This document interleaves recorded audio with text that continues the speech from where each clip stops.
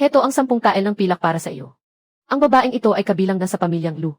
Nakalagay na ang tatak ng kamay sa kasunduan sa kasal. Mula ngayon, mabuhay man siya o mamatay, huwag na huwag mo siyang ibabalik sa amin.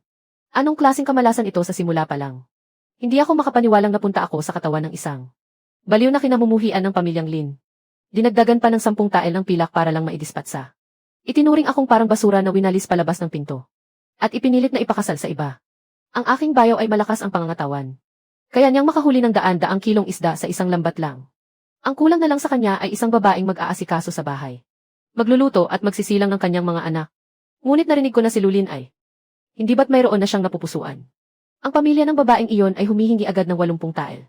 Nitong mga nakaraang araw, tumaas pa ito sa 200 tael. Gusto pa nila ng isang bahay na gawa sa tisa. Nagpapaasawa ba sila ng anak o nagbebenta ng gintong estatwa ng Diyos? Isa pa, ang nakatatandang hipag ay parang ina na rin. Maagang namatay ang mga magulang ni Lulin. Kaya natural lang na kami ang magdesisyon para sa kanyang kasal. Napirmahan na ang kasunduan sa kasal. Gusto man niya o hindi, kailangan niyang tanggapin ito. Napakaganda ng pulang papel na ito. Umalis ka riyan. Bilis. Ang papel ko. Ano naman ang gagawin ng isang baliw sa kasunduan sa kasal na iyan? Bilisan niyo, ipasok na siya sa loob.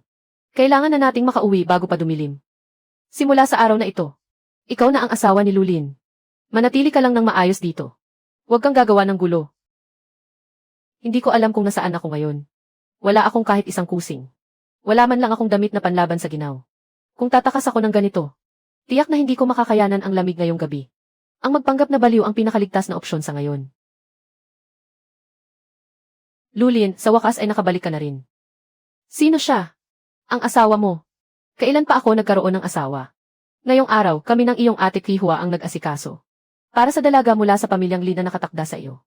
Kahit medyo may kakulangan ang kanyang isip. Maayos naman ang kanyang hitsura. At kaya rin niyang magtrabaho. Napalitan na ang kasunduan sa kasal. May 10 tael pa ng pilak na ibinigay ang pamilyang Lin.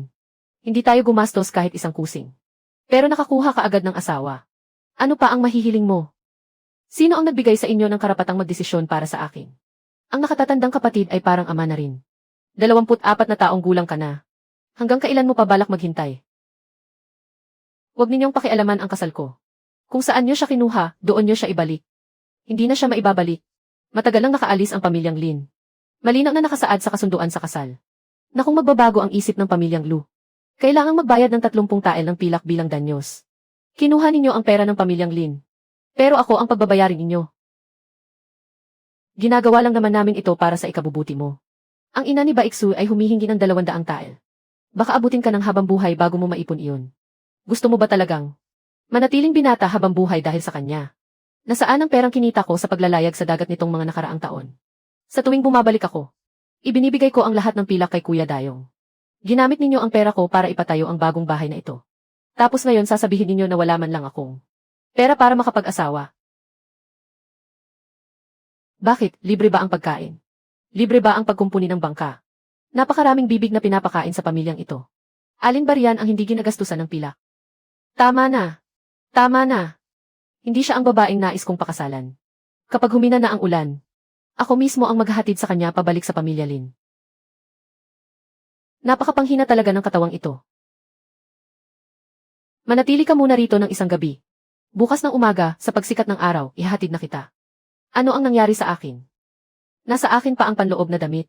Ang magaspang na panlabas na damit naman ay hinubad at pinatuyo sa apoy. Gising ka na pala, inumin mo na itong gamot. Ang kasunduan sa kasal kahapon ay nasa ibabaw ng lamesa, na nagpapakita ng kasalukuyan kong kalagayan. Hindi ito isang ordinaryong kasunduan sa kasal, kundi isang kasunduan na tuluyang bumibili sa aking kalayaan bilang kasunduan ng pagbebenta ng sarili. Naiintindihan mo ba yan? Lin Wei. Inumin mo muna ito.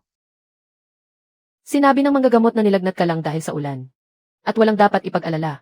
Ngunit sinabi ni Ate Kuihua na malala ang iyong pagkabaliw. At kailangan pa na may magsubo sa iyo para kumain. Hindi pa tumitigil ang ulan ngayon. Kaya manatili ka muna rito.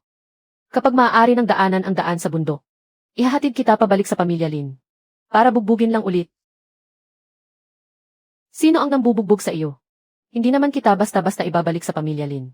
Kapag uminit-init na ang panahon, hahanapan kita ng matitirhan.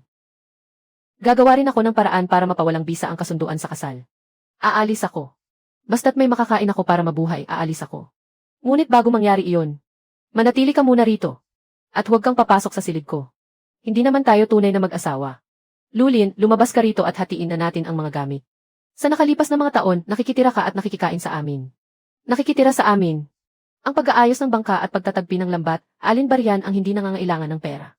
Matagal lang naubos ang mga pilak mo. Dahil magkapatid naman tayo. Itong kalahating sako ng bigas. Ang mga maliliit na isda at 2 lambat ay ibibigay ko na sa iyo. 2 taon na ang nakalilipas. Nakahuli ako ng 100 kilong isdang croaker. At naibenta ito sa halagang 12 tael ng pilak. Noong nakaraang taglamig, sumama ako sa paglalayag ng bangka patungong malalim na loob. At nakakuha ng 23 tael. Kasama pa ang mga perla sa dagat noong 1 taon at ang 3 kargamento ng isda ngayong taon. Nasaan na ang lahat ng pilak na iyon? Naubos na ang lahat. Hindi ba't nagpatayo ng bahay na bato ang kuya mo? Para lamang bigyan ng dangal ang pamilya Lu. Sa hinaharap kapag nagkaanak ka na.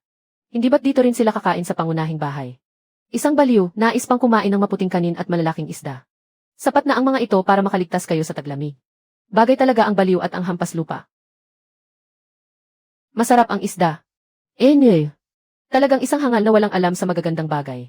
Hindi dahil maliliit ang mga ito ay hindi na maaaring kainin. Maaari itong gawing bola-bola ng isda, bagoong, o kaya'y patuyuin at gawing pulbos. Lahat ng iyon ay maibibenta sa halagang mas mataas kaysa sa hilaw na sangkap. Pupuntahan ko ang pinuno ng nayon. Kung gaano karami ang kinuha nila sa akin. Maaga o huli ay kailangan nilang ibalik ng buo ng walang bawas.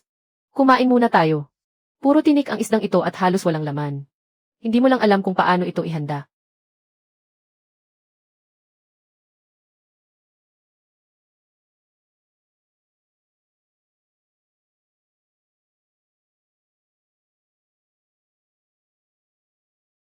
Sino ang nagturo sa iyo niyan? Nakita ko lang na ginawa ng iba.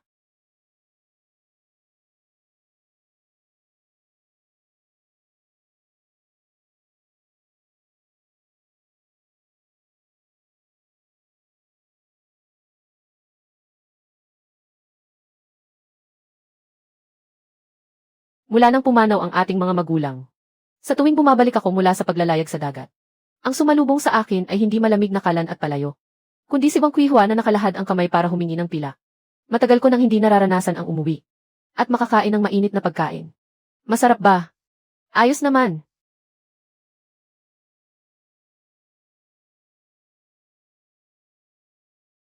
Bata pa lang si Baiksue ay mahilig na siya sa mga pagkaing may palamang isda. Dadalhan ko siya para makatikim. Naku, may dumating na namang tao mula sa pamilya Bai. Sinasabi nilang hindi natuloy ang kasunduan sa 80 tael na dote. 200 tael na ang hinihingi nila ngayon. 200 tael. Iyan ang mismong sinabi ng ina ni Baiksue. Hindi lang 200 tael na pilak ang gusto nila. Kailangan din nating magpatayo ng 3 silid na bahay na ladrilyo sa bayan. Kapag may kulang kahit isa, hindi matutuloy ang kasal.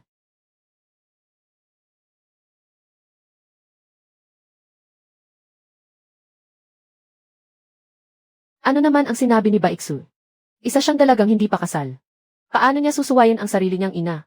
Sa tingin ko, kalimutan mo na ang balak mong iyan. Malinaw namang hinahamak ka ng pamilya Bai. Sinasadya nilang humingi ng 200 tael para patahimikin ka. Ang isang karaniwang mangingisda sa loob ng 1 taon. Kung makakaipon ng ilang tael ng pilak, ay itinuturing ng mayaman ang pamumuhay.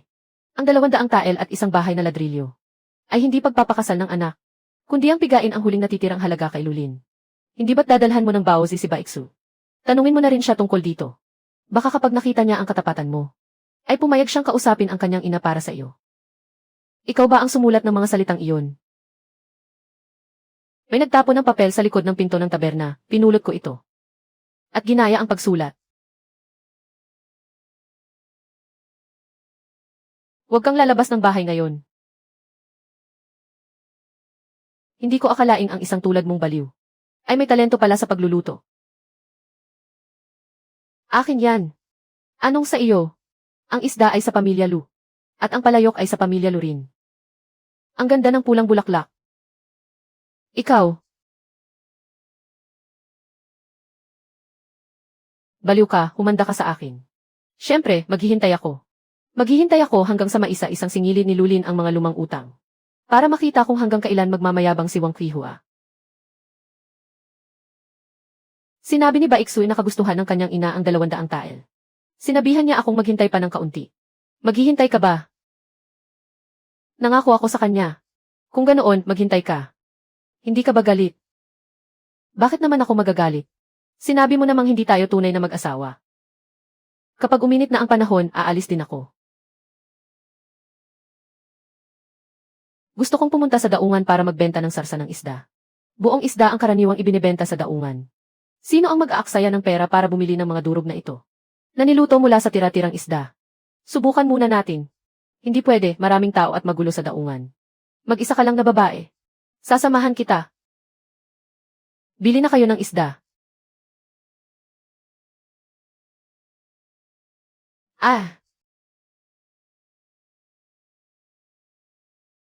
Teka. Hindi ba't gawa lang ito sa mga maliliit na isdang hindi na ibenta? Sino ang nakakaalam kung malinis ba iyan? Umuwi na tayo, itabi na lang natin ang natira para tayo ang kumain. Tikman nyo muna, libre ito. Magkano ang benta mo rito? 2 barya para sa isang maliit na banga. Sapat na itong palaman para sa 5 tinapay. Pwede nyo ring tikman ang tuyong isda. Bigyan mo ako ng 2 banga. Bakit hindi man lang malansa ang tuyong isdang ito? Kukuha ako ng kalahating kilo. Tamang-tama para baunin sa paglalayag bukas. May baosi pa ba? Ibalot mo lahat para sa akin. Iuwi ko rin ang mga kasamahan ko sa barko. Hindi ganoon kalaki ang halaga. Ngunit mula nang dumating ako rito, ito ang unang perang tunay na akin. Alam mo ba agad na may bibili nito? Hindi ko alam. Kung walang bibili, gagawa ako ng paraan para patikim muna sa kanila. Kapag masarap ang lasa, tiyak na may kukuha nito. Ang ibinenta mo ay isda ng pamilyang Lu. Isda ng pamilyang Lu ang ibinenta mo. Isda ng pamilyang Lu ang ibinenta mo. Kaya ang pera ay dapat ding ibigay sa pamilyang Lu, iabot mo rito. Hindi ko ibibigay. Hahaha. Ikaw na baliw ka.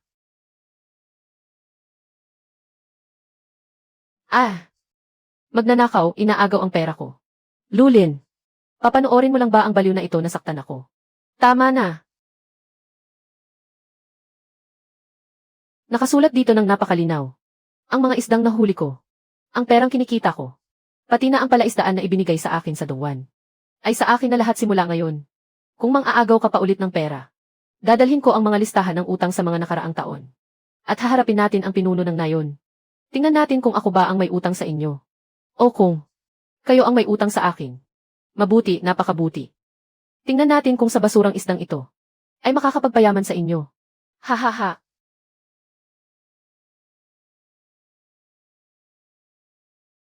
Ako po si Ginoong Tang, ang tagapamahala ng plota ng pamilyang Shen. Masarap ang inyong tuyong isda. Ngunit napakabasa ng hangin sa dagat. Ang karaniwang tuyong isda ay hindi nagtatagal. Masisira at mamamasa agad ito sa loob ng ilang araw. Mag-order muna ako ng 20 kilo. Isasama ito sa barko paglayag sa loob ng kalahating buwan. Kung pagbalik pagkaraan ng 1 buwan, at hindi pa rin sira ang mga tuyong isdang ito, kukunin ng pamilyang Shen ang inyong supply. Para sa buong taon. Saang ruta po ng dagat dadaan ang barko? Sa ruta ng Changfeng sa timog.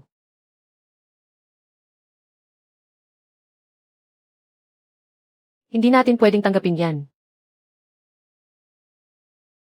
Ang ruta ng Changfeng ay patimog mula sa loob ng Hejiao. Palaging maulan at maulap doon. Hindi lang tuyong isda. Kahit ang mga bloke ng saan na nasa kahoy na kahon, ay tiyak na mamamasa rin doon. Kung masira man ang 20 kilong tuyong isda, kaya pa nating bayaran. Ngunit kung ang masisira ay ang buong kargamento ng pamilyang Shen, walang sinuman sa atin ang makakabayad niyan. Kung masira po ang tuyong isda, bakit po madadamay ang ibang kargamento? Dahil syempre, magkakasama silang lahat sa loob ng bodega ng barko. Kung ganoon po, ihiwalay natin sila. Patuyuin natin ng husto ang mga isda. Tapos ay gumamit ng tuyong damong dagat, abo at papel na mailangis. Para gumawa ng mga patong sa loob ng banga upang hindi pasukin ng basa. Tatakpan ng mahigpit ang banga. At lalagyan ng proteksyong kawayan sa labas. Para hindi ito direktang sumayad sa sahig ng barko. Hahatiin natin ang 20 kilo sa 4 na bahagi. Ang iba ay maalat, ang iba naman ay matabang. Ang ilan ay ibibilad ng 2 beses, ang iba naman ay 3. Ilalagay natin ang bawat klase sa magkakahiwalay na banga. Pagbalik po ninyo, tingnan natin kung aling banga ang may pinakamagandang resulta. Hanggat mapapababa ko ng husto. Ang tubig sa loob ng karne ng isda. At gagamit ng mahigpit na takip. Kasama ang mga pampatuyo para harangan ang halumigmig. Hindi po imposibleng tumagal ito ng 1 buwan. Nagawa mo na ba ito dati? Nakita ko lang na ginagawa ito ng iba sa mga tuyong produkto. Ilista mo ang lahat ng kailangan mong bilhin. Nagtitiwala ka sa akin. Ikaw ang tumanggap ng pagsubok na ito. Kung malugi man tayo, ako ang magbabayad. Kahit na ang taong ito ay pinaikot ng kanyang kuya at ate. At ni Baiksu ng husto. Hindi pa rin siya tumatakas sa kanyang responsibilidad. Basta't hindi siya ganoon katanga na wala ng lunas. May pag-asa pa siyang maitama.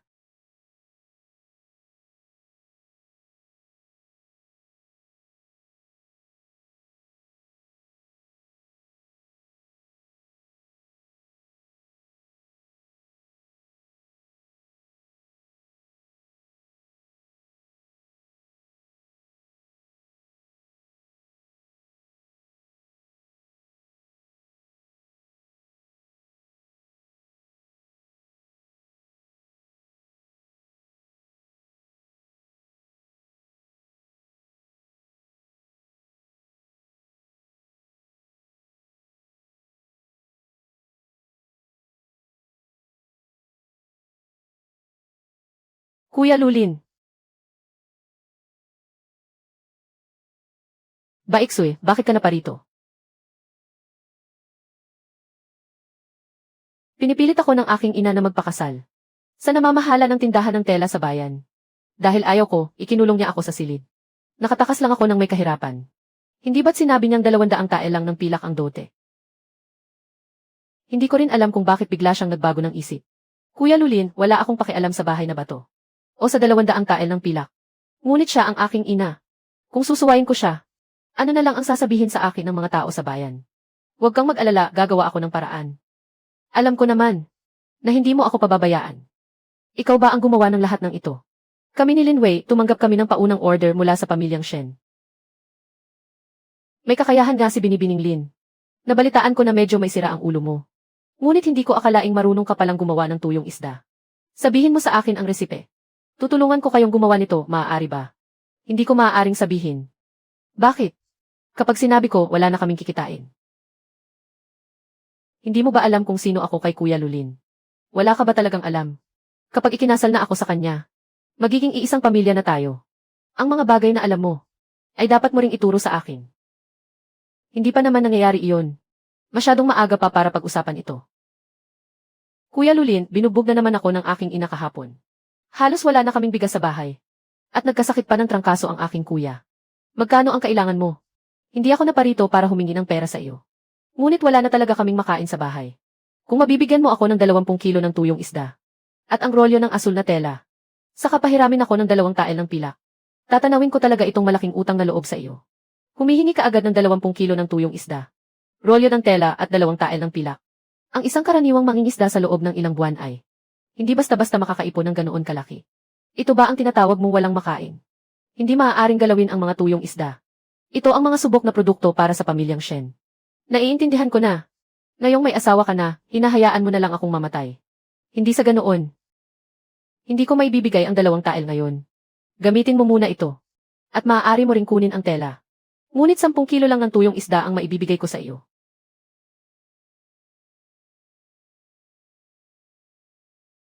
Tatakan mo ng iyong daliri. Ano? Kailangang ilista sa libro ang mga kinuha mong gamit. Ang mga ibinigay sa akin ni Kuya Lulin. Bakit kailangang ilista? Lahat ng negosyo ay dapat may talaan. Kung hindi mo tatatakan, hindi ko ibibigay. Si Lin Wei ang namamahala sa mga talaan. Tatakan mo na. Para walang gulo sa kwentahan sa hinaharap. Dati kapag may magandang bagay si Lulin, hindi ba't palagi niyang inuuna ang pagbibigay sa akin? Ilang araw pa lang naririto ang baliw na ito. Pero nakuha na niya agad ang hawak sa pitaka at mga talaan.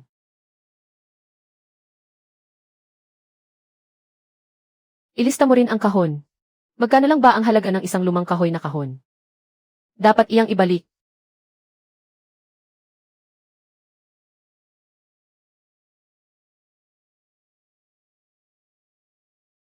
Ah! Huwag mong hawakan. Tinitingnan ko lang naman. Ikaw na isang baliw, binabantayan mo ito. Ano namang silbi ng resipeng iyan? Sa bandang huli, mapupunta rin naman iyan kay Kuya Lulin. Ikaw.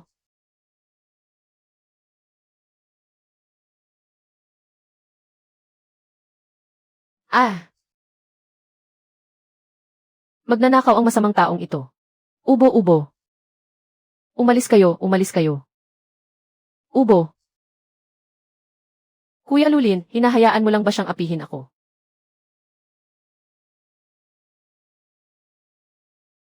Bakit ka pumasok sa kusina? Gusto ko lang namang tumulong. Nagnakaw siya. Hindi ko ginawa. Naniniwala ka ba sa sinasabi ng isang baliw? Kay Lin Wei ang resipe. Kung ayaw niyang ibigay, walang sinumang maaaring kumuha nito. Hindi aabot ng 1 taon. Kung gusto mo siyang pakasalan, pakasalan mo siya. Hindi kita pipigilan. Kapag sumapit ang tagsibol at kaya ko nang buhayin ang sarili ko, aalis ako.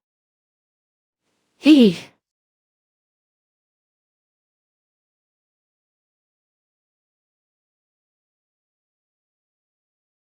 Ano bang nangyayari sa labas? Anong meron doon? Binibining Lin, kayo na po ang magbukas nito. Ah! Opo.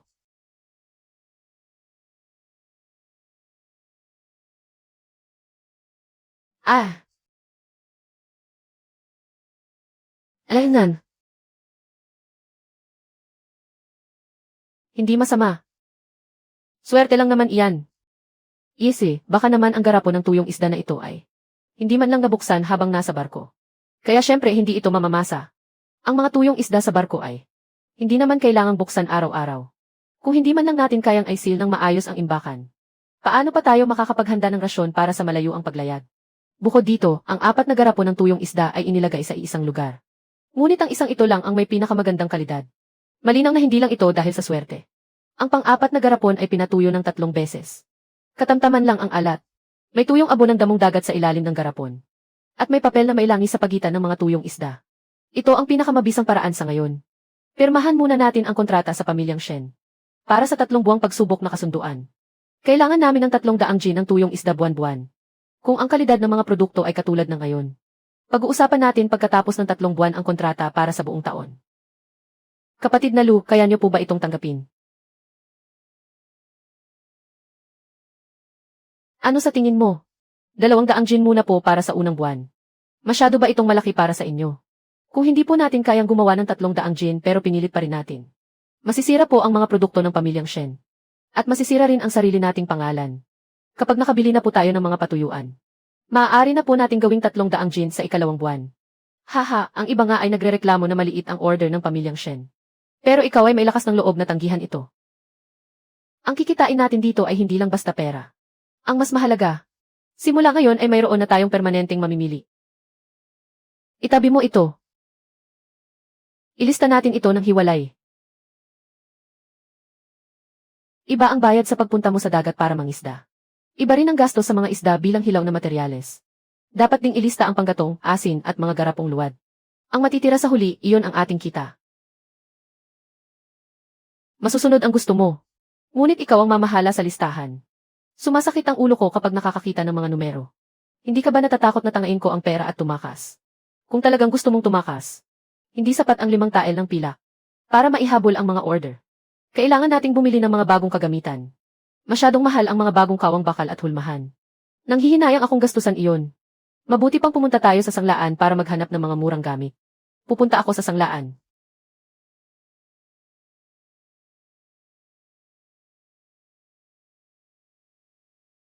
Ah!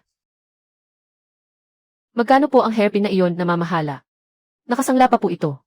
Hindi pa po tapos ang takdang araw ng pagtubos kaya hindi pa ito maaaring ibenta. Maaari kayang magkapareho lang sila ng disenyo. Kilala niyo ba ang may-ari ng gamit na ito? Nawalan po kami ng ilang paninda kamakailan. Gusto lang po namin kumpirmahin ang petsa. Kung hindi po maginhawa, hindi niyo na kailangang sabihin sa amin ang halaga ng salapi. Tinanggap ito noong ika-6 na araw ng nakaraang buwan.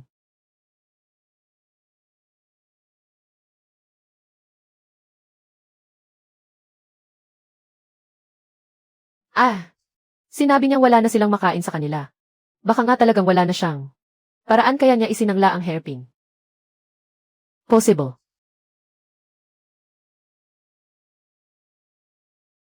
Bukod sa unang pagkakataon na kinuha ni Baiksu, ang mga piraso ng pilak, aso na tela, at 10 kilo ng pinatuyong isda. Bumalik pa siya ng 3 beses pagkatapos nyon. Ang pinakahuli ay noong ika-5 araw. Isinangla ang hairpin noong ika-6 na araw. At ang 50 kilo ng pinatuyong isda ay ipinadala rin noong ika-6 na araw. Saan nakatira ang kanyang tiyuhin? Ang ngayon ng King Shi ay hindi aabot sa 10,000 mula rito. Magtanong-tanong lang tayo doon at malalaman din natin.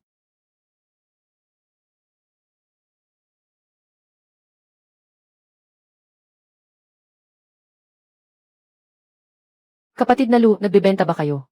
Nang ganoong kahon na may ukit na disenyo ng isda? Hindi. Bakit? Ano ang nangyari? Ang kakaiba naman yon. Noong nakaraang araw, nagkarga ako ng mga kalakal para sa pasugalan ng Changlong. Nakita ko ang 2 kahon na nakatambak sa likod na pinto nila. May nakaukit na magkasalungat na guhit ng isda sa ilalim ng kahon. Katulad ng mga kahon na pinaglalagyan nyo ng pinatuyong isda. Kinabukasan matapos kunin ni Baixuy ang 50 kilo ng pinatuyong isda. Hindi lamang niya isinangla ang pilak na hairpin na ibinigay sa kanya ni Lulin, kundi maging ang 2 kahon na dapat sana ay ipapadala. Sa nayon ng King Shi ay natagpuan sa likod na pinto ng pasugalan ng Changlong. At ang dahilan na isinulat ni Baixuy noon ay malinaw na para iregalo sa kanyang may sakit na tiyuhin. Pasugalan ng Changlong. Sigurado ka bang ang 2 kahon na iyon? Sigurado ako. Ang 2 magkasalungat na guhit ng isda sa ilalim ng kahon. Nalaman ko lang na ikaw ang nag-ukit nyon. Matapos kitang tanungin noon. Nang nagbubuhat kami ng mga kalakal noong araw na iyon, sinabihan pa ako ng mga tauhan sa pasugalan na huwag nang mag-usisa. Tagabuhat lamang ako ng mga kalakal. Kaya hindi ko sila gustong banggain. Kung talagang nawalan kayo ng mga gamit, mabuti pang pumunta agad kayo sa pinuno ng nayon.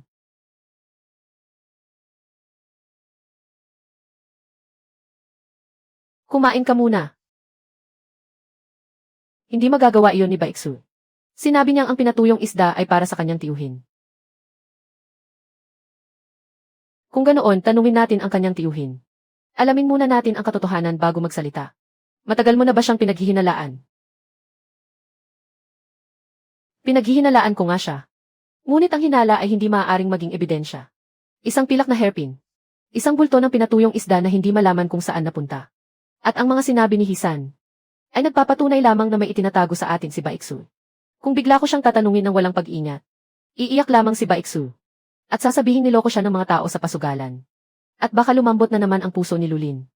Ang isang tunay na matalinong mga ngaso ay hindi kailanman magpapatuloy sa paglakad. Kapag naramdaman na niyang may panganib, kailangan kong hayaan si Baixuy mismo ang maglantad ng sarili niyang buntot.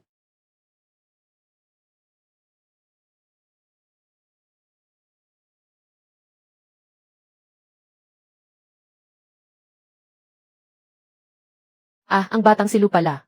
Bakit napadpad ka rito? May sakit po ba kayo, tiyuhin? Sinong nagsabing may sakit ako? Sinabi po ni Baixuy na malubha ang sakit nyo at nakahiga na lamang sa kama. Kahit ang mga simpleng gamit ay wala sa bahay nyo. Pumarito nga siya noong mga nakaraang araw. Ang sabi niya ay maghahatid siya ng ilang tuyo para sa iyo. Ngunit ang 2 kahon ng tuyo na iyon ay hindi para sa akin. Sabi niya ay nakikisuyo siyang ipabenta ang mga iyon. Tinanggihan ko dahil ayaw ko ng abala. Kaya naman, ipinahakot na lang niya ang mga iyon sa mga tauhan ng pasugalan. Sabi niya ay ibibigay raw iyon sa iyo. Pero wala akong natanggap na anuman. Sinabi rin niya na ang mga kalakal na iyon ay, ikaw mismo ang nangakong ibigay sa kanya. Sinabihan niya akong huwag nang makialam. Hindi lang basta mga tuyo ang kinuha niya. Noong huli ay humiram pa siya sa amin ng 300 barya rito. Ang dahilan niya ay pambili raw ng gamot para sa tiyuhin mo. Pinautang lang namin siya dahil sa paggalang namin sa iyo. Pero hanggang ngayon ay hindi pa rin niya binabayaran. Bakit hindi ninyo agad sinabi sa akin ang tungkol dito? Akala kasi namin ay magpapakasal na kayong dalawa.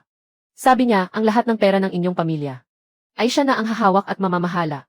Malay ba naming hindi pa siya nakakapasok sa pamilyang Lu? Pero kung umasta ay siya na ang nagdedesisyon para sa iyo. Lin Wei. Heis.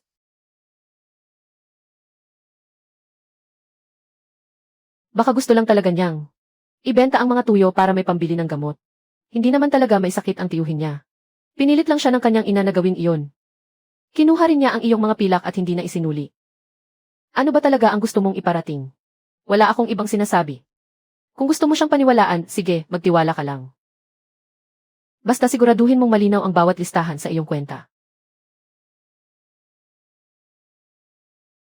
Maaari mong ibigay ang pera sa kanya. Pero huwag mong sasabihing nawawala lang ang pera ng walang paliwanag. Kuya Lulin, sabi ni Inay, malaki raw ang kinita mo nitong mga nakaraang araw. Bakit hindi ka man lang nagpadala ng balita sa akin?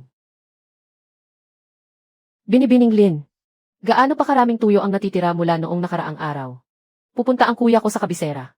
Hindi naman pwedeng wala siyang dalang kahit ano bilang regalo. Bigyan mo pa ako ng 50 kilo. Wala nang natitirang 50 kilo. Paano namang maubos agad? Hindi ba't nakahuli ka na naman ng isang bangkang puno ng isda? Nakaabang na iyon para sa order ng pamilyang Shen. Mas mahalaga ba ang order ng pamilyang Shen kaysa sa akin? Wala na bang halaga ang mga hiling ko sa iyo? Gusto ko lang namang bigyan si kuya. Nang makakain niya sa mahabang paglalakbay. Dati naman ay malinaw mong ipinangako. Naunahin mo ako sa lahat ng bagay. Nagmamadali siya masyado nang pumunta rito ngayon. Hindi man lang niya ipinaliwanag ang tungkol sa sipit na pilak at sa mga tuyo. Pagdating, humingi agad ng 50 kilong kalakal. Naniningil na naman ang mga tagapasugalan sa kanya.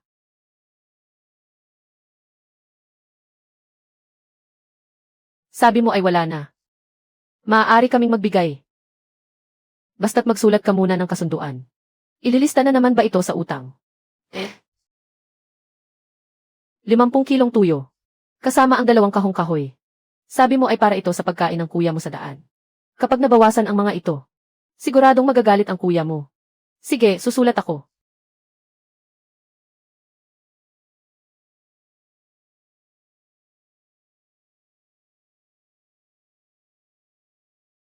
Ang asul na sinulid na ito ay galing sa tindahan ng pamilyang Shen. Hindi ito matatagpuan sa mga ordinaryong bilihan ng tela. Kapag binuksan ang kahong kahoy na ito, agad ko itong makikilala. Tuyo lang naman ang ibinibigay mo. Kailangan ba talagang maging ganito kaabala? Sabi ni Lulin, sa negosyo, dapat ay laging malinaw ang listahan. Teka.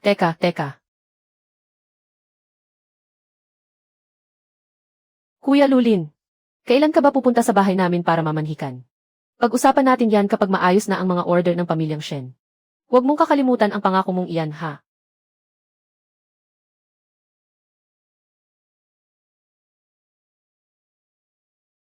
Huwag kang lumapit. Huwag ka nang magtanong ng marami. Bantayan mo lang ang 2 kahong ito. Kung saan mapupunta sa huli. Kung may makakita sa iyo. Sabihin mo na nagbubuhat ka lang ng mga kalakal para sa pasugalan. Sige po.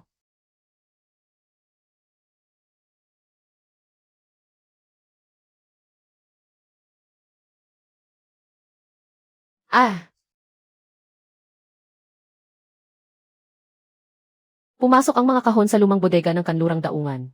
Unang nagpasok ang tauhan ng pasugalan. Pagkatapos ay pumunta rin doon si Baiksu. Pumasok siya sa pinto sa likod. At may hawak pa siyang isang sulat. Mag-isa lang ba siya? Hindi, nandoon din sa loob si Hiwenchang. Ang balak ko lang sana ay alamin kung saan napunta ang mga tuyong isda. Pero ngayon, mukhang ang lihim na tinatago ni Baiksu ay higit pa sa pagsasangla ng pilak na agha at patagong pagbebenta ng tuyong isda. Pupunta ako sa bodega ngayon din. Hindi ka pwedeng pumunta. Si Baiksu sa kalagitnaan ng gabi ay kasama. Si Hiwenchang sa iisang lugar. Gusto mo bang magkunwari akong walang alam? Ano namang magagawa mo kung susugod ka doon ngayon? Bububugin si Hiwenchang. O pipilitin si Baiksu na magsalita ng totoo?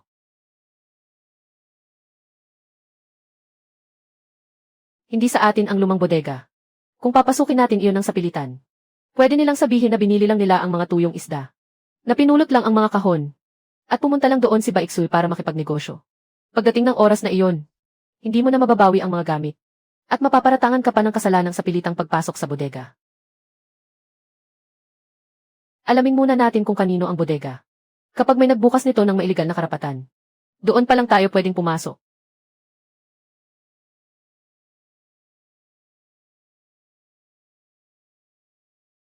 Lulin. Teka.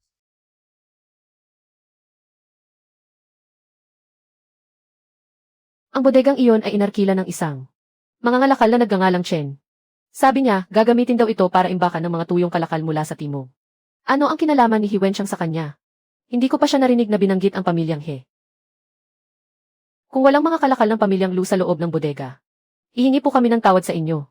Pero kung mayroon nga at hindi ninyo binuksan ang pinto ngayon, kapag nakarating ang usaping ito sa korte ng bayan, sasabihin lang ng ibang tao na ang bodega ng Wang Jing ay nagtatago ng mga nakaw na gamit para sa pasugalan. Hindi ninyo ito kayang gawin ng kayo-kayo lang. Tawagin ninyo ang pinuno ng nayon. Kukunin ko ang kasunduan sa arkila at ang ekstrang susi. Para siya sa atin ang mga kalakal sa harap ng lahat.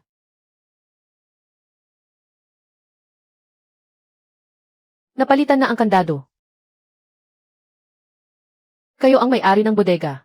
At ang nangungupahan ay pinaghihinalaang nagtatago ng mga kalakal na hindi malinaw ang pinagmulan. Buksan ninyo ang pinto. Saksi kaming lahat sa anumang pinsala.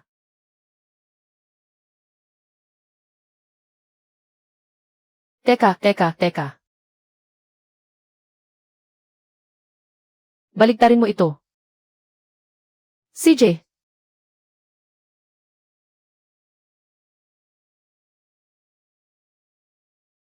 Sa ibabaw ng kahon. Bakit ang tali lang ang may kakaibang tunog? Ito ba ang dalawang kahon na sinundan mo kahapon? Ito nga po ang mga iyon. Nabangga ng kaunti ang kahong ito noong ibinababa sa karwahe. Malinaw na malinaw ko pong natatandaan. Sabi niya, ang mga tuyong isda ay para sa kanyang kuya na dadalhin sa kabisera. Pero hindi pa lumilipas ang isang gabi. Napunta na agad ang mga ito sa bodegang inarkila ng pasugalan. Isinangla ni Baiksui ang pilak na karayom.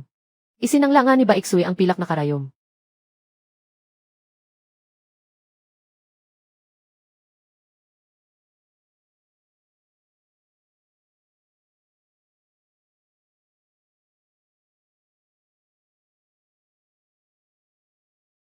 May sulat pa rito. Sinong nagpahintulot sa inyong buksan ang bodega? Kuya Lulin, bakit ka nandito? Ako dapat ang nagtatanong yan sa iyo. Sabi mo, para sa kuya mo ang mga tuyong isda. Bakit nandito ang mga ito sa bodega ni Hiwenchang? Hindi na po muna tutuloy ang kuya ko sa kabisera. At natatakot akong masira ang mga tuyong isda. Kaya nakiusap ako kay Ginoong He na ibenta ito para sa akin. Kung ganoon, nasaan ang 50 jin na ibinigay mo sa iyong tiyuhin noong nakaraan?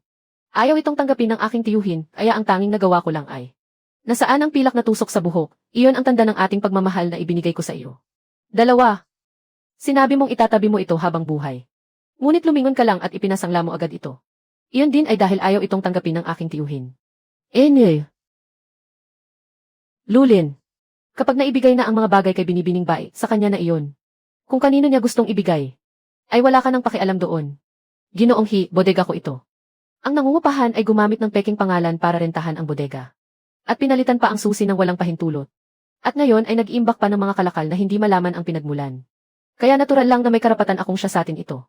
Tagapamahalang Zhu ang tungkol sa pasugalan ng Changlong. Mabuti pang huwag mo nang pakialaman.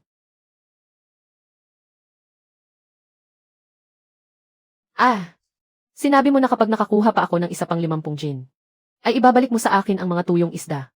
Ngayong naibigay ko na sa iyo ang mga kalakal. Ilabas mo na ang kasulatan ng utang. Anong kasulatan ng utang?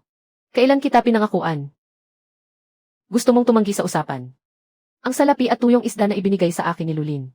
Pati na rin ang pilak na tusok sa buhok na iyon. Ay ginamit ko lahat para bayaran ang mga utang mo. Malinaw mong sinabi noon, na kapag nabayaran na ang mga utang sa sugal doon sa kabisera, ay pakakasalan mo ako. Kusa mo namang ibinigay ang mga iyon, para lang pasayahin ako. Isang babaeng hindi man lang magawang iwanan ng tuluyan ni Lulin, ay nangangarap pa ring mapabilang sa pamilya he.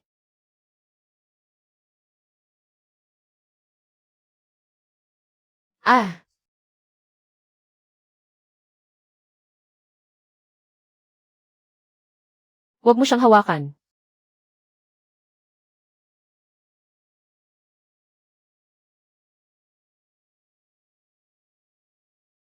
Ilang kahon lang naman ng tuyong isda yan. Hindi naman ganoon kamahal. Kung gusto ninyong isumbong sa mga otoridad, sige lang. Kuya Lulin, nalinlang lang ako. Pinilit lang ako ni Hiwenchang. Ang tanging gusto ko talagang pakasalan ay ikaw. Noong unang beses mong kinuha ang salapi ko, pinilit ka ba niya? Ang pagsisinungaling mo sa akin na ang iyong tiyuhin ay may malubhang karamdaman, pinilit din ba niya iyon? Ikaw, hinayaan mong kunin ng pamilya Hi ang Dongwan. At ang palaisdaan, pinilit din ba niya iyon?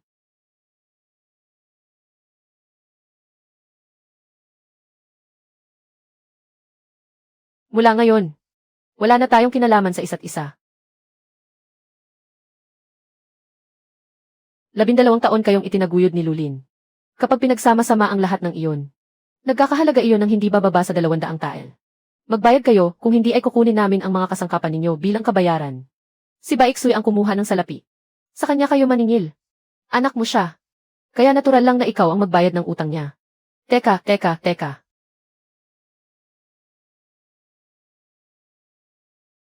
Ang mga ari-ari ang kinuha ni Baiksuy mula kay Lulin ay maaaring nagkakahalaga nga ng 200 tael. Si Wang Qihua, na parang isdang nakaamoy ng dugo, ay kusa ng kumagat sa pamilya Bai para sa akin. Kung minsan, sa pagpaparusa sa mga taong makasarili at matakaw sa pera, hindi mo na kailangang magdumi ng sarili mong mga kamay.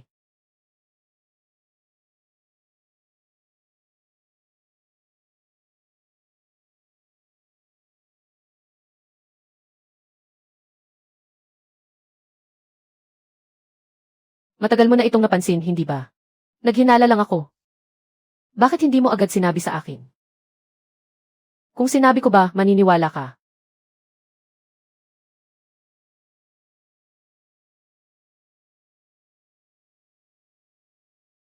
Ah, may masamang nangyari.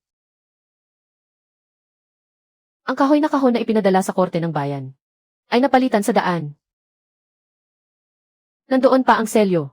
Ngunit nawawala ang totoong aklat ng talaan sa loob. Hindi nagalaw ang selyo. Ngunit napalitan ang aklat kwenta sa loob. Sinabi ng aking ama na ang kahoy na kahon na iyon, mula simula hanggang sa huli, ay hindi. Nawala sa paningin ng mga nagbabantay.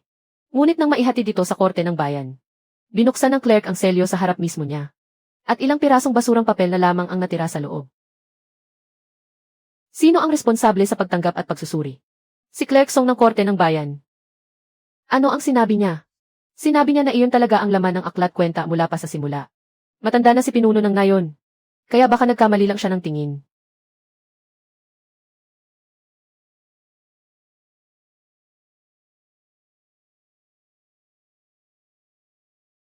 Ano pa ang hawak ng pinuno ng nayon? Nariyan din ang sarili ninyong talaan ng kwenta. At ang mga resibo mula sa pawn shop. Sinabi rin ni tagapamahala Zhu na handa siyang patunayan na ang bodega ay nirentahan ng ibang tao gamit ang ibang pangalan. Kung gayon, itabi muna natin ng maayos ang mga ito. Kung pupunta tayo sa korte ng bayan ngayon, baka sabihin lang nila na ito ay personal na alitan. Kung walang orihinal na pribadong talaan, madaling mapaninindigan ni Hi Wenchang na ang mga pinatuyong isda ay kusang ibinigay ni Baiksuy. Hahayaan na lang ba natin ito ng ganoon na lang? Siyempre, hindi. Ang katotohanang napalitan ang aklat kwenta ay nagpapakita na may nakakaalam na ng maaga na ang ebidensya ay ipapadala sa korte ng bayan. Dahil gusto nilang isipin natin na wala na ang mga ebidensya. Hayaan muna natin silang mag-akalang. Ito na nga lang talaga ang natitirang ebidensya. Ano ang balak mong gawin? Dahil gusto nilang magpatagal ng oras, hindi muna natin ilalabas ang lahat ng ating alas. Ang mga utang ay nasa aklat kwenta. Kung sino ang kumuha, siya ang higit na nakakaalam.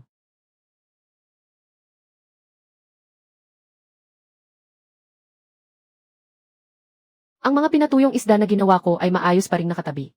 Dahil dito, dinagdagan ni Ginoong Tang ang buwanang order hanggang 300 gin. At dinala ako sa bodega ng pamilyang Shen upang suriin ang mga kalakal. 300 gin. May amoy ng amag sa hangin na hindi mawala-wala. Ang pinsala sa mga kalakal na ito ay aabot sa hindi bababa sa 30 tael ng pila. Hindi dahil sa masama ang kalidad ng mga kalakal, kundi dahil sa pamamasa ng sahig. At masyadong sarado ang mga dingding. Kapag pumasok ang halumigmig, hindi na ito makakalabas. Kinapalan na namin ang mga dingding. At naglagay pa ng 3 patong ng mga tablang kahoy sa sahig. Sumisipsip din ng tubig ang mga tablang kahoy. Hindi dapat nakadikit sa dingding ang mga estante. At kailangang itaas ang ilalim nito. Gumawa ng mababang bintana sa panig na nakaharap sa dagat. At mataas na bintana naman sa kabilang panig. Papasok ang halumigmig mula sa ibaba. At lalabas mula sa itaas. Kailangan ding hukayin muli ang mga kanal ng tubig. Dapat ding pahilig palabas ang sahig sa harap ng pinto. Upang hindi maipon ang tubig ulan sa paanan ng dingding. Napansin mo ba ang lahat ng ito? Opo. Baguhin muna natin ang isang bahagi ng bodega. Kung mamamasa pa rin ito, ako ang magbabayad sa pinsala.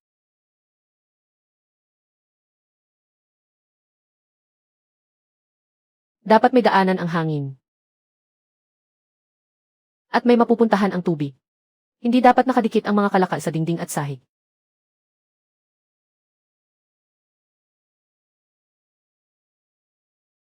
Plano ng pamilyang Shen na palawakin ang bodega sa tabi ng dagat. At magpatayo rin ng isang hiwalay na mansyon. Gusto mo bang gumuhit muna ng isang paunang plano ng disenyo? Pag-usapan muna natin ang bayad. Hahaha, napakadirekta mo naman. Sa negosyo, kung hindi pera ang pag-usapan. Pag-ibig ba ang dapat nating pag-usapan?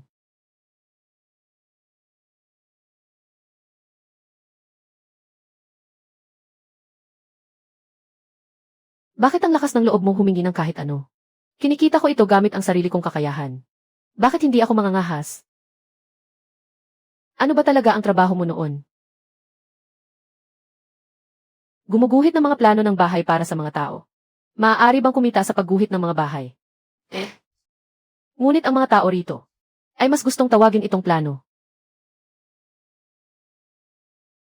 Nang sumapit ang kalagitnaan ng tag-init, unti-unti nang naging matatag ang aming negosyo. Si Lulin ang namamahala sa pagtanggap ng mga kalakal. Habang ako naman ang sa pagtutuos ng kwenta at pagpoproseso. Kumuha rin kami ng 3 pang katulong. Habang pinagmamasdan ang lumang bahay isda, na unti-unti nang napupuno ng mga kalakal. Masasabing naging maayos at matatag na ang aming buhay. Tugma ba ang kwenta para sa araw na ito?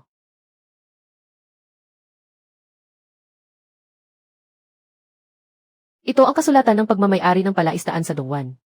Bakit mo ito ibinibigay sa akin? Itabi mo ito, pati na rin ang kasunduan sa kita ng bangkang pangingisda. Mula ngayon, ang kita mula sa bangka buwan-buwan ay ibibigay ko muna sa iyo para maitala.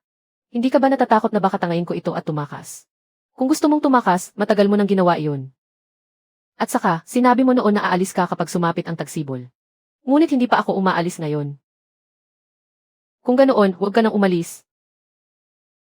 Paano naman si Baiksu? Ano naman ang kinalaman niya sa akin? Hindi ka ba nalulungkot? Nalungkot ako noon. Ngunit hindi dahil sa nanghihinayang ako sa kanya. Kundi nanghihinayang ako sa 12 taon ng buhay ko. Akala ko, basta't patuloy ko siyang tratuhin ng mabuti. Darating ang araw na lilingon din siya sa akin. Ngunit nalaman ko kalaunan, na sa tuwing lilingon siya, hindi dahil gusto niya akong makita, kundi upang tingnan kung mayroon akong dalang pilak sa aking mga kamay. Kung ganoon, simula sa araw na ito, huwag mo nang hayaang maging magulo ang iyong buhay. Sa mga nakalipas na araw, unti-unti kaming nagkaunawaan ng walang salita. Bago siya pumalaot, binibigyan niya ako ng isang kwintas ng mga sariwang perlas mula sa dagat.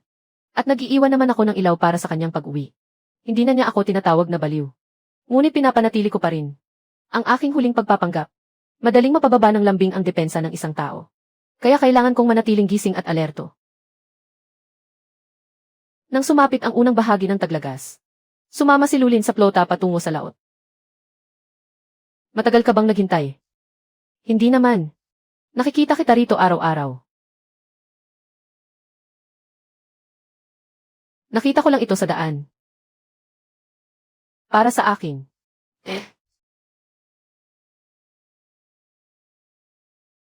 Anong nangyari sa iyo? Linway.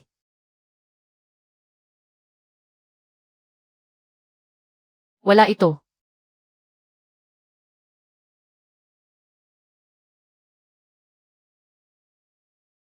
Kapitan Lu, matagal na tayong hindi nagkita. May utang si Binibining Baiksu sa pasugalan ng Changlong. Na 200 tael ng pilak. Yaman din lamang na siya ang iyong mapapangasawa. Natural lang na ikaw ang magbayad ng utang na ito. Anong klaseng paniningil ng utang ito? Ayos lang kung hindi mo mabayaran ang palaisdaan at dalampasigan sa Dongwan. Pati na rin ang iyong pagawaan ay sapat na para pambayad utang. Ang palaisdaan, dalampasigan sa Dongwan at ang pagawaan. 200 tael.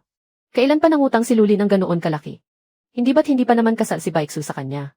Kaya pala nagmamadali si Ginoong He na maningil. Mayroon palang kasulatan ng utang.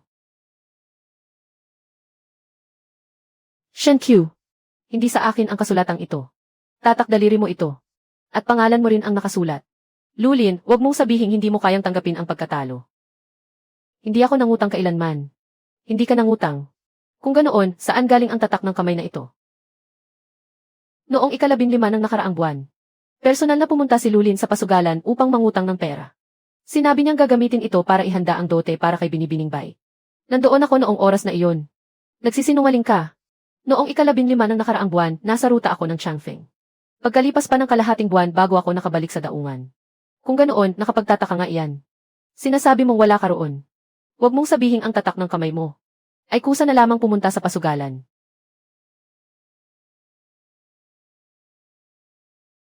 Teka.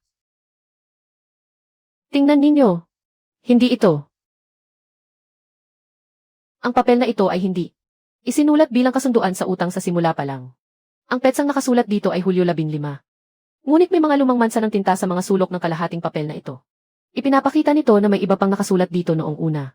Pinunit ninyo ang lumang katibayan. Kung saan nakatatak ang kamay ni Lulin. Sa kaninyo ito idinikit sa isang bagong papel. At dito rin. Ang halaga ng utang at ang lagda. Ay magkaiba ang kulay ng tinta. Ang mga salita sa unahan ay bagong sulat. Habang ang lagda naman ay matagal nang natuyo. Isang baliw na tindera ng isda. Ang lakas ng loob na magsalita ng kalokohan dito. Hindi siya baliw. Kanina, ibinatay ko lamang sa papel at mansa ng tinta ang hinala kong may problema sa kasunduan sa utang. Ngunit ang reaksyon ni He Wenchang ay nagpapatunay na tama ang hinala ko.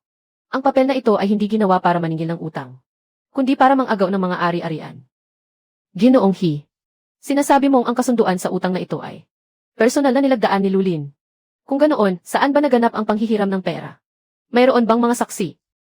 Ang mga transaksyon sa pasugalan ng Changlong ay hindi dapat pakialaman ng isang estrangherong tulad mo. Kung mayroon nga itong record, bakit hindi mo ito ilabas? Nagdala ka lang ng papel na hindi malaman kung saan galing. Para lamang agawin ang palaisdaan at paggawaan ng iba. Ang negosyo ni Ginoong He ay napakadali naman yatang pagkakitaan. Naparito ako ngayon. Hindi upang makipagtalo sa iyo. Tigil! Kung walang opisyal na dokumento mula sa pinuno ng nayon at korte ng bayan, walang sinumang pwedeng gumalaw sa mga paninda ko. Ang may utang ay dapat magbayad. Makatarungan lamang. Dahil ayaw mong magbayad. Kukunin ko muna ang mga panindang ito bilang pambayad utang. Bawat banga ng mga panindang ito ay may tatak ng order mula sa pamilyang Shen. Kapag ginalaw ninyo iyan, itinuturing itong pagnanakaw ng mga kalakal. Ang pamilyang Shen ay may negosyo sa kabisera. Ngunit dito sa bayan ng Linqiao, maaaring hindi kanila maprotektahan. May problema sa kasunduan sa utang. Kaya hindi ito maaaring ibigay sa iyo. Akin na iyan.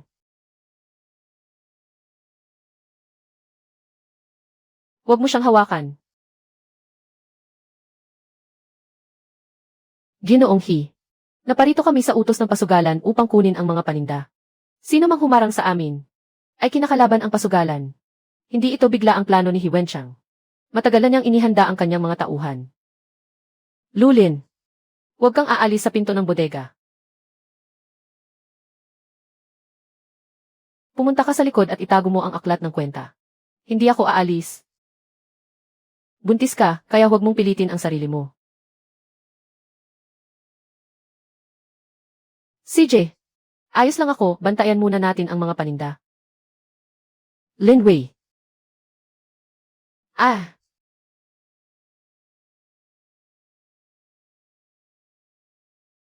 Ah. Lulin. Maayos lang ako. Sinadya mo iyon. Kusa iyong natumba. Anong kinalaman ko doon?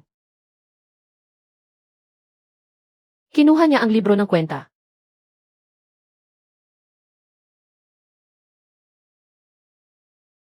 Nakita iyon ng lahat. Nagkaroon ng kaunting gulo rito. Nagkasagupaan ang dalawang panig.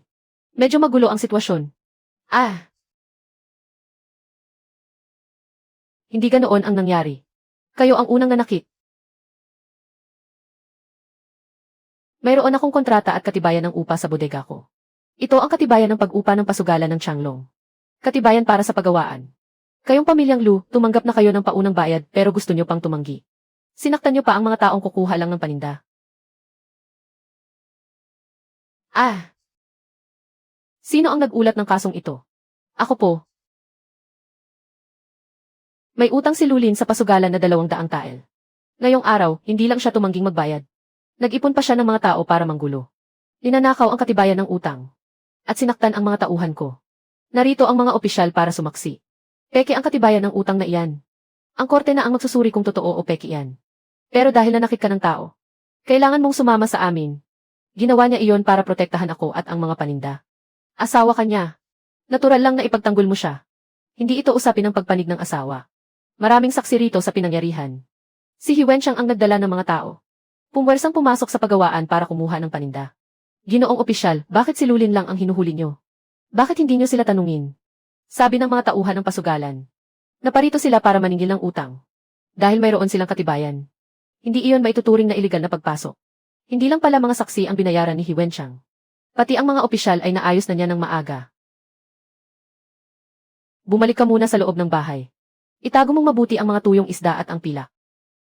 Pupunta ako sa korte para hanapin ka. Huwag kang pumunta. Ako ang gustong gipitin ni Hiwensyang. Huwag mo siyang harapin ng harapan. Pero kung makukulong ka, sino ang magbabantay sa tahanang ito? Huwag kang mag-alala. Ang bahay isda, ang palaisdaan, ang pagawaan at ang mga paninda natin. Hindi ko hahayaang mawala ang kahit isa sa mga iyan. Hihintayin ko ang pagbabalik mo.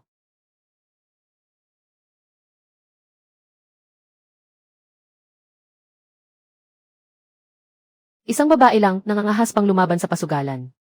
Kapag nahatulan na si Lulin, titingnan ko kung kanino ka paasa. Lesiu. Alam kong hindi ako pwedeng sumuko ngayon. May makapangyarihang tao sa likod ni Hiwensyang. Dahil lang sa isang pekeng katibayan ng utang. Hindi agad mahahatulan ng korte si Lulin na may sala. Pero maaari nilang ikulong muna siya. At patagalin ito ng 10 araw o kalahating buwan. 10 araw o kalahating buwan. Maubusan ng paninda ang pagawaan. At sasamantalahin ng iba ang pagkakataon para agawin ang palaisdaan. Kailangan kong makita ang may-ari ng pamilyang Shen. Hindi basta-basta makikialam ang pamilyang Shen. Sa mga kasong may kinalaman sa pasugalan. Kung gayon, bibigyan ko siya ng isang dahilan kung bakit kailangan niyang makialam. Ito ang plano para sa pagsasaayos ng bodega sa daungan ng pamilyang Shen. Kung sa tingin pa rin ng may-ari ng pamilyang Shen, na walang kinalaman ang usaping ito sa kanila, ibibigay ko ang planong ito sa ibang pamilya.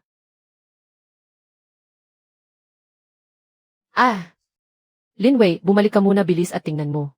Sina Ludayong at Wang Qihua ay nagdala ng tagapamagitan ng kasal sa bahay niyo. Sabi nila nakakulong na raw si Lulin sa piitan. At ibebenta ka raw nila sa isang mayaman sa kabilang nayon. Tagapangasiwang Zhao, tingnan niyo po. Ito po ang sarsa ng isda na gawa niya. Kahit mukha siyang tanga at walang kibo. Mahusay naman po ang kanyang gawa. Ngayong wala ng lalaking makakapagpasya sa bahay nila. At nagdadalang tao pa siya. Talagang kailangan niya ng mag-aalaga sa kanya. Ang magkaroon ng maayos na matitirhan ay isang pambihirang pagkakataon na para sa kanya. Opo, siya nga po iyon. Lin Wei, wag mong sabihing hindi ka mahal ng ate Qihua mo. Nasangkot si Lulin sa kasong pagpatay ngayon. Makukulong siya ng ilang taon man lang. Ikaw na isang buntis na babae. Anong mapapala mo sa pagbabantay sa sirang bahay na ito? Tumango ka lang. At makukuha mo na agad ang 10 tael ng pilak ngayon. Hindi ko ibebenta ang sarili ko. Anong sinabi mo? Sabi ko, hindi ko ibebenta ang sarili ko.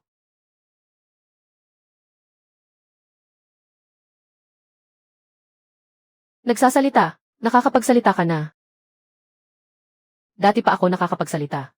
Sadyang wala lang nakikinig sa akin noon. Aba, nagpanggap ka palang baliw para lokohin kami ng ganoon katagal. Noong ibinenta niyo ako sa pamilya Lu, kapalit ang 10 tael ng pilak. Hindi ba't gustong-gusto niyo na baliw ako? Tumanggap ng pera ang pamilya Lin. At tumanggap din ng pera ang mag-asawang Ludayong. Kinuha niyo ang kasunduan sa kasal para ipagpalit. At ang kasunduan sa paghahati ng ari-arian ay sinaksihan ng pinuno ng nayon. Ngayong nakakulong pa lang si Lulin para sa paglilitis. At hindi pa nahahatulan. Anong karapatan niyo na panghimasukan ako? Nasa piitan na nga siya.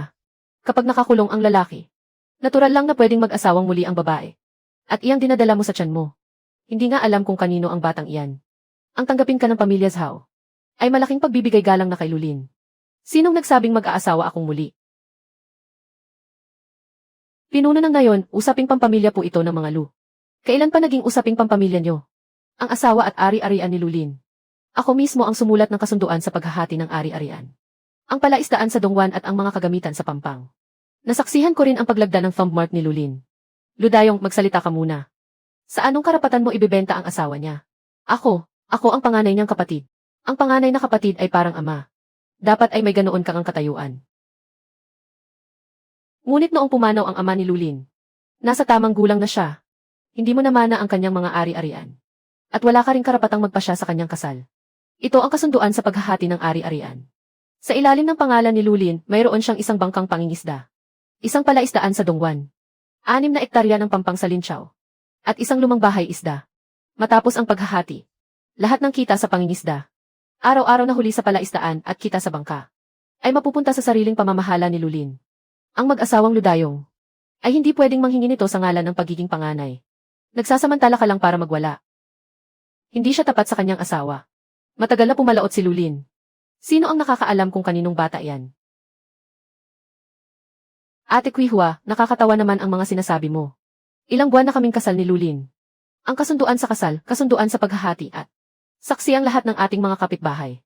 Kung sasabihin mong hindi sa kanya ang batang ito, pues maglabas ka ng ebidensya. Kung wala kang maipakita, humingi ka ng tawad sa akin sa harap ng madla. Ikaw na babaeng walang kahihiyan. Ako pa ang walang kahihiyan. Kung ganoon, Ate Kwihua, bakit hindi mo muna ipaliwanag ang mga pilak na pinaghirapan ni Lulin sa dagat nitong mga nakaraang taon? Bakit ito naroroon sa loob ng bago ninyong bahay na bato? Ipaliwanag mo rin. Nang bumukod ng pamilya si Lulin, bakit kalahating sako lang ng hinaluan ng buhangin na magaspang na butil at isang basket ng maliliit na isda ang ibinigay nyo? Ang mga pilak na iyon ay para sa gastusin ng buong pamilya. May listahan ba kayo ng mga pinagkagastusan? Wala. Kung ganoon, pakibalik ninyo ang bahay, ang mga kasangkapan. At ang lahat ng perang kinita sa pagtitinda ng isda nitong mga taon. Ipaubaya ang lahat sa pinuno ng nayon para sa pagtutuos. Kung mapapatunayan kayo nga ang naghirap para doon. Kahit isang kusing, hindi ako kukuha. Pero kung kailulin iyon, simula sa araw na ito, dapat ninyong ibalik ang bawat sentimong kinuha nyo. Sino ka sa akala mo? Ang lakas ng loob mong siya sa atin ang mga ari-arian namin. Ginoong Tang, nakikisuyo po, pakihawakan ito para sa akin. Ang pamilyang Shen ay laging nagpapahalaga sa mga kasunduan at talaan. Kung sino man ang mga has, namang agaw ng aklat ng talaan sa harap ng marami. Ipapatawag ko ang mga gwardiya ng pamilyang Shen para ayusin ito. Binibini. Totoong handang magbayad ang pamilyang Zhao ng 10 tael na pilak bilang paunang bayad. Ngunit kung hindi ka pumapayag, hindi na kailangang umabot sa ganitong kaguluhan. Hindi mamimilit ang pamilyang Zhao na ipakasal ka. Kung ganoon, maaari na po kayong umalis. Tungkol naman sa 10 tael na paunang bayad, hindi niyo na kailangang ibigay. Dahil kailanman ay hindi ako pumayag. Mabuti. Dahil ganyan ang gusto mo. Hindi lang ikaw ang tanging babae para sa pamilyang Zhao. Ginoong Zhao, huwag po kayong makinig sa mga pinagsasabi niya. Isa lang siyang babaeng itinaboy ng pamilyang Lu. At may dinadala pa sa kanyang sinapupunan. Hindi siya itinaboy. Nandito pa ang kasunduan sa kasal. Hindi kailanman hiniwalayan ni Lulin ang kanyang asawa. Sino man ang magkalat pa ng mga kasinungalingan. At sisira sa puri ng iba. Dadalhin ko siya sa korte ng bayan para doon magpaliwanag. Lesiu. Ikaw na taksil at walang utang na loob. Humakbang ka pa ng isa. At ipapakita ko sa lahat kung paano ang hipag ng pamilyang Lu ay nang aagaw ng ari-arian ng kanyang sariling kapatid. Subukan mo lang. Bakit naman hindi ko gagawin? Dati, nagkunwari akong baliw dahil wala akong masasandigan. Ngayon, naririto ang pinuno ng nayon, si Tagapamahala Zhu at si Ginoong Tang. Pati na ang mga trabahador sa daungan. Kung magtatangka kang hawakan ako, para mo na ring sinaktan ang asawa ni Lulin sa harap ng madla. At bago pa man malitis ang kaso ni Lulin, kayo ang unang makukulong sa korte para magpaliwanag. Ikaw.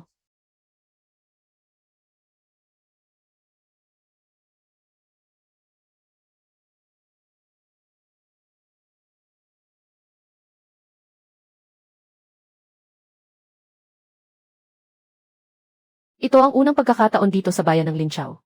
Natuluyan ko nang hinubad ang balat kayo ng isang baliw. Mula ngayon, hindi ko na magagamit ang pagkukunwaring baliw para kumilos ng ayon sa gusto ko. Ngunit gayunpaman, wala na ring makakapangahas na ituring ako bilang isang kagamitan na basta-basta na lang binibili at ibinebenta. Binibining Lin, ano na ang balak mong gawin ngayon? Poprotektahan ko muna ang ating pagawaan at mga ari-arian. Pagkatapos ay ililigtas ko si Lulin. 3 araw mula ngayon ang paglilitis ni Lulin. Sinuhula ni Hiwensyang ang 2 huwad na saksi. Maging si Clerk Song ay pumanig na sa kanyang panig. Kung walang bagong ebidensya, malaki ang posibilidad na mahatulan si Lulin sa salang pananakit at pagnanakaw ng kasulatan ng utang. Ang pinakamahalaga sa lahat, ang orihinal na pribadong aklat kwenta sa bodega ay wala na sa mga opisyal na dokumento ng Korte ng Bayan. Nakinuha ni Clerk Song. Bagaman sa ngayon ay hinala pa lamang ito. Ngunit may nakakita sa kanya kagabi na nagdala ng isang kahoy na kahon sa lumang tahanan ng mga Song.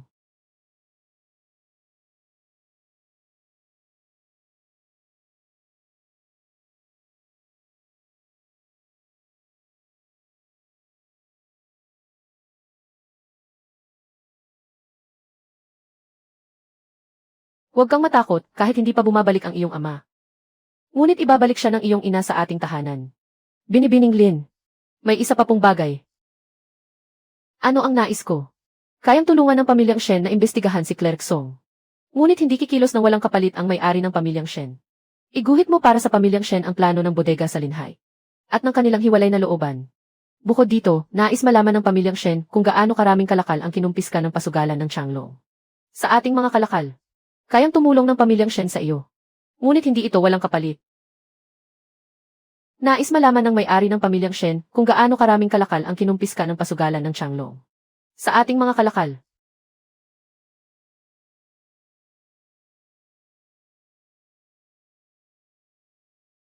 Ang maibibigay ko sa inyo ay hindi lamang hinala, kundi ang buong talaan kung paano nawala ang mga kalakal mula sa mga barko ng pamilyang Shen. At kung paano ito napunta sa ilalim ng pangalan ng Changlong. Pasugalan. Hawak mo ba ang orihinal na pribadong aklat kwenta? Wala, ang aklat kwentang iyon ay pinalitan na ni Clerk Song. Ngunit nabasa ko na ito.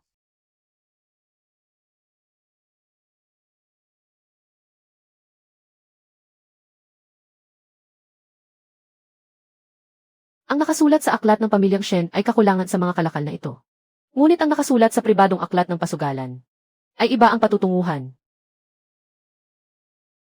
Kailangan lang nating mahanap ang sariling listahan ng kargamento at resibo ng paglilipat sa daungan ng pamilyang Shen.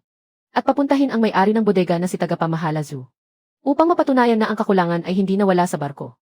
Kundi matapos itong maipasok sa bodega sa bayan ng Linqiao. Ay pinakialaman ng kung sino. Nais mong gamitin ang pamilyang Shen upang iligtas si Lulin. Opo. Nais ninyong imbestigahan ang mga ninakaw na kalakal. At nais ko namang iligtas ang aking asawa. Pareho nating makukuha ang ating kailangan. Kung iba ang nasa kalagayan mo. Sa mga oras na ito ay baka umiyak na nagmamakaawa sa pamilyang Shen na tumulong. Hindi makakakuha ng ebidensya ang pag-iyak. Ang pinakamataas na makukuha nito ay ang awa ng iba. At hindi ko kailangan ng awa. Naghihintay sa iyo ang may-ari ng pamilyang Shen sa likod na bulwagan. Sinahin ni tagapamahalatang na marunong kang gumuhit ng mga bahay. Kung gayon ay tingnan mo ang bodegang ito. Bakit ito palaging pinapasok ng halumigmig taon-taon? Ang problema ay hindi dahil sa manipis na pader, kundi dahil walang labasan ang tubig at hangin. Nakaharap ang pinto ng bodega sa hangin mula sa dagat. Kaya madaling tangayin ang ulan papasok. At ang kanal naman ay umaagos pabalik sa pundasyon ng pader. Kapag bumuhos ang malakas na ulan, may ipon ang tubig sa tabi ng pundasyon. Bagaman malaki ang mga bintanang nakaharap sa dagat, wala naman itong labasan ng hangin sa itaas. Kaya kapag pumasok ang halumigmig, naipon lamang ito sa loob ng bodega.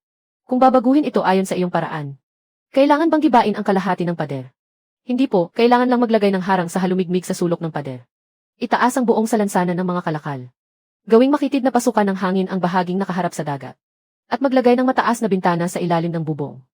Habang ang kanal naman ay dapat pahabain palabas. Ang lupa sa harap ng pinto ng bodega ay kailangan ding gawing nakahilig patungo sa dagat. Paano kung magkamali ang pagbabago? Isasauli ang deposito. Kung maitatama ito, magbabayad ang pamilyang Shen ayon sa kasunduan. Mabuti. Tungkol sa mga plano, ipinapangako ko sa iyo. Tungkol naman sa pasugalan, ito ang mga talaan ng pamilyang Shen sa nakalipas na 2 taon. Ng mga nawawalang kalakal. Kung makakahanap ka ng mga testigo, magpapadala ako ng mga tauhan para protektahan sila. At ipadadala ko rin ang mga talaan sa hukom.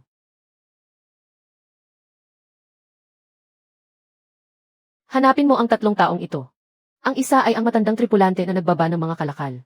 Ang isa naman ay ang tagatuos na sumuri sa mga kalakal. At ang isa pa ay ang kotsero na dating naghatid ng mga kalakal para sa pasugalan. Maaaring hindi sila pumayag na tumestigo. Kung gayon, ipaalam muna natin sa kanila na handang bayaran ng pamilyang Shen ang anumang mawawala sa kanila pagkatapos tumestigo. Tayo na. Kaya kong patunayan na ang lumang bodega ay nirentahan gamit ang ibang pangalan. Ngunit hindi ko masisiguro kung ang nakaimbak doon ay ang mga kalakal ng pamilyang He. Sabihin mo lang ang mismong nakita mo. Nasa kamay mo ang kontrata sa pagrenta. Ang mga susi at ang mga tauhan. Kung wala po kayong sasabihin, ipapasa ni Clerk Song ang sisi sa inyo. Handang magbayad ang pamilyang Shen para kumpunihin ang inyong bodega. At handa rin silang sagutin ang mga mawawala sa inyo pagkatapos humarap sa korte. May hawak nga akong kopya ng lumang kontrata. Ang nangupahan ay hindi ang negosyanteng si Chen, kundi ang isang lalaking nagngangalang Hisan. Si Hisan ay malayong kamag-anak ng tagatuo sa pasugalan. May isa pa pong bagay. Nakita ko si Hiwenchang na pumunta mismo sa bodega. Pinapalitan niya sa mga tauhan ang selyo ng ilang kahon ng kalakal. At pinalitan ang petsa ng pagpasok ng mga ito sa bodega. Ang bantay na naghatid ng kahoy na kahon ng araw na iyon ay nakakita kay Clerk Song na kinuha ang totoong libro ng talaan at dinala ito sa lumang bahay ng mga Song. Sa halip na iwan ito sa archive ng korte.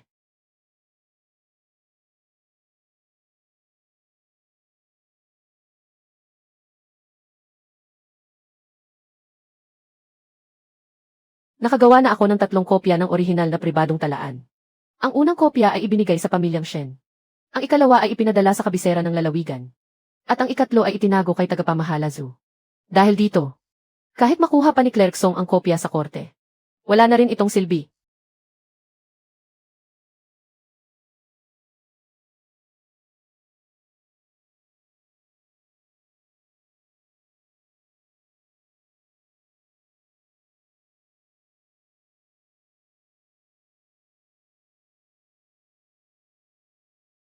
Gusto mo bang harangin natin siya ngayon? Hindi sapat na makuha lang natin ang kahon ng mga talaan. Dapat mahuli siya sa harap ng maraming tao. Habang inililipat niya ang mga ebidensya. Sundan ninyo si Clerk Song. At itala ang oras ng pagpasok niya sa pugon ng asin. Ang isa pang grupo ay pumunta sa korte para tawagin ang mga clerk. Na hindi kapanalig ni Clerk Song. At iulat ang nangyayari sa hukom.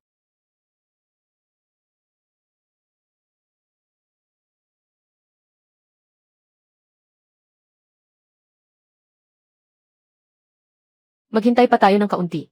Kung papasok tayo ngayon, maaari niyang sabihin na nagsusunog lang siya ng mga lumang papel.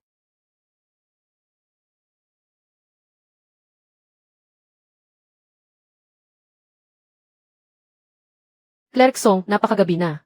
Bakit dala mo ang mga ebidensya ng korte? Dito sa pugon ng asin. Pribadong pag-aari ko ito. Kung gayon, bakit mo sinusunog ang mga talaan sa pugon?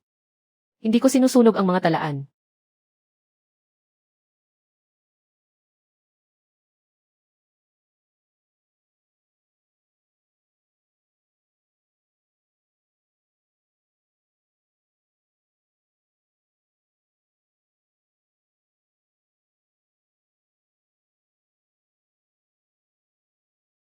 Para sa paglilitis sa makalipas ang 3 araw. Sapat na ang mga ebidensya. Ngunit paano si Baiksu? Siya ang mahalagang testigo ni Hiwenchang. Kung ipipilit niyang isangkot si Lulin, maaari pa ring makaligtas si Hiwenchang sa pananagutan. Hindi niya na naising makulong para kay Hiwenchang. Bigyan lang natin siya ng paraan para mabuhay. At kusa na siyang magsasalita.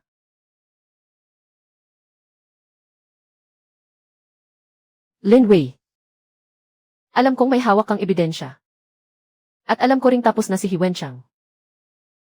Gusto ko ng 50 tael ng pilak. Sa tingin mo, bakit ko naman ibibigay iyon sa iyo? Maaari akong tumestigo laban sa kanya sa korte. Alam ko ang lahat ng ginawa niya. At kung paano niya pineke ang kasulatan ng utang. At kung paano niya sinuhulan si Clerk Song. Ibigay mo lang sa akin ang 50 tael. At tiyaking makakaalis ako sa bayan ng Linqiao. Sasabihin ko ang lahat ng katotohanan.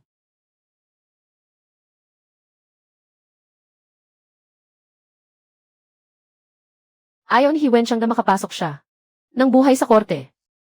Pumasok ka at mag-usap tayo sa loob.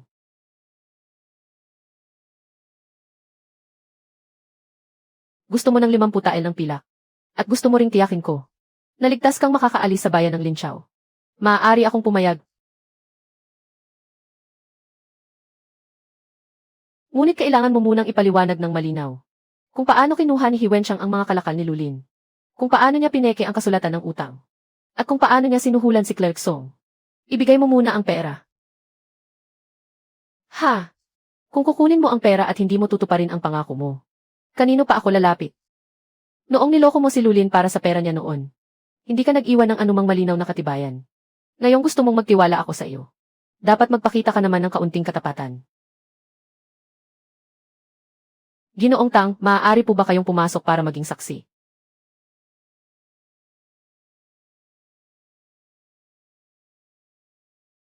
Lihim na ibinenta ang kanyang ari-arian bago ang kasal. Niloko mo ako. Hindi ito panloloko, nakikipagnegosasyon lang ako. Ibigay mo sa akin ang ebidensya. At ipapaliwanag ko sa korte ng bayan. Nahanda kang makipagtulungan sa investigasyon. Ngunit ang lihim mong pagkuha noon kay Lulin, ng kanyang pera at mga huling dagat, ay dapat mo ring ipaliwanag ng malinaw. Sasabihin ko na. Ito ang ipinasulat sa akin ni Hiwenchang. Sinabi niya na kapag nakuha ko kay Lulin ang kasulatan ng palaisdaan sa Dongwan, babayaran niya ang utang ko sa sugal. At pakakasalan niya ako. Nasaan ang mga pinatuyong isda? May utang si Hiwenchang sa pasugalan sa kabisera. Hindi niya hinayaang malaman ng pasugalan na wala na siyang pera. Kaya pinakuha niya sa akin ang mga huling dagat ni Lulin at inilipat sa bodega ng kalakal para ipalit sa mga papel na pera. 105. Ipinasangla ko rin ang pilak na hairpin na iyon.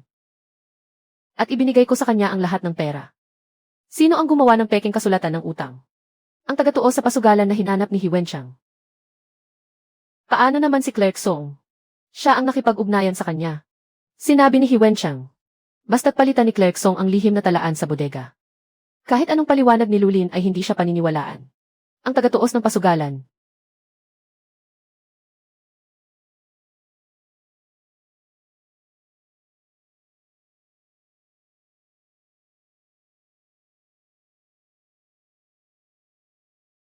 Ilagay mo ang iyong marka ng daliri.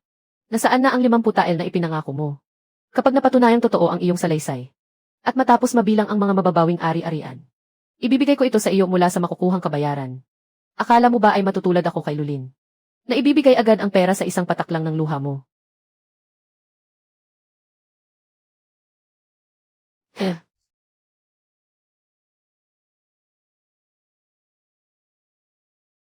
Bakit ka na parito? Nandito ako para sunduin ka pa uwi. Sino ang nasa harap ng korte? Ano ang inyong ipinagsasakdal? Kagalang-galang na hukom, naway suriin ninyo ito ng mabuti. Ang taong ito ay may utang na hindi binabayaran. At nag-organisa pa ng gulo para saktan ang aking tauhan. CJ, may gumamit ng ibang pangalan para umarkila ng bodega. Kasama na si Hisan at ang koneksyon niya sa pasugalan. Pati na ang relasyon sa pamilya ng tagatuos ng kwenta.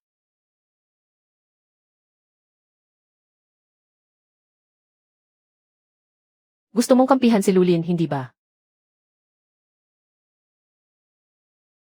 Ipresenta ang lihim na libro ng kwenta ng pasugalan. Ang itaas na bahagi ng papel na ito at ang ibabang bahagi ay may magkaibang kulay. May mga lumang tupi sa bahagi kung nasaan ang marka ng daliri. At ang bakas ng tinta sa lagda ay hindi rin tugma sa nilalaman ng kasunduan sa utang. Suriin ang papel na ito rito mismo sa korte. Ang kulay ng tinta at ang panahon kung kailan ginawa ang marka ng daliri. Mahal na hukom, ang katibayang ito ng utang ay gawa lamang sa pinagtagpi-tagping lumang resibo ng mga kalakal. Mahal na hukom, tingnan po ninyo. Ang marka ng daliring ito ay orihinal na nagmula sa isang resibo ng pagtanggap ng mga kalakal. At hindi ito itiniyak para sa isang utang. Ngunit ang lahat ng ito ay pakana lamang ni Hiwenchang. Siya ang nag-utos sa akin na linlangin. At kunin ang pera at mga produktong dagat ni Lulin. Siya rin ang nag-utos sa akin na kunin ang titulo ng palaisdaan sa Dongwan. Nagsisinungaling ka. Kung ganoon, ano ang masasabi mo sa liham na ito? Nais kitang pakasalan.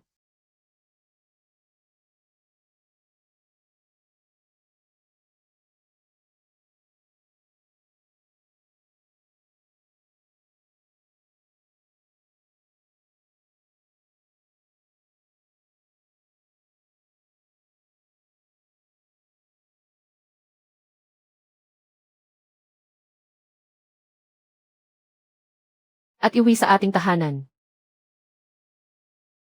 Hindi mo kailangang gawin ang lahat ng ito.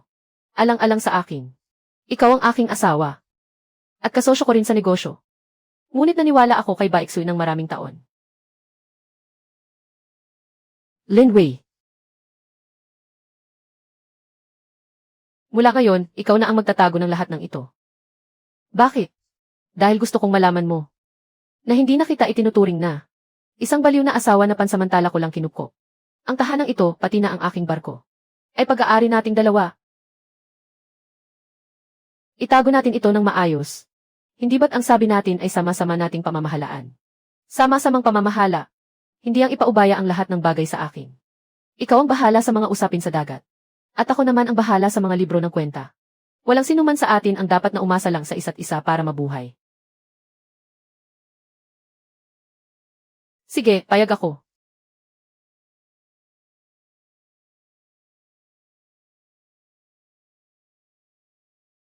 Sa kasal ni Lucy, na kapatid ng asawa ni Shenkyu. Ibinunyag ni Shenkyu ang katotohanan sa gitna ng seremonya. Sinabi rin niya na ang bahay ay naisang lana upang pagbayarin ang kabilang panig sa kanilang ginawa. Opo.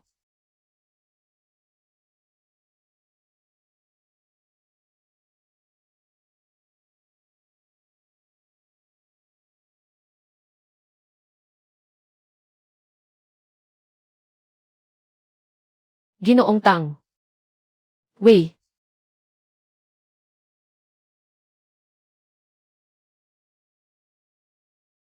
Yuan. Nasa harapan po ang lahat ng tao.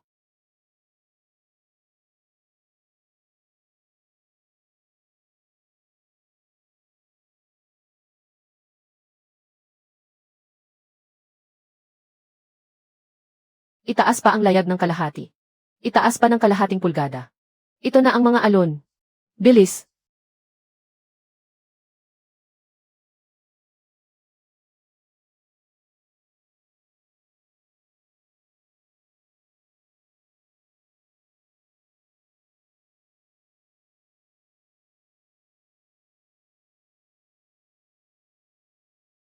Hay.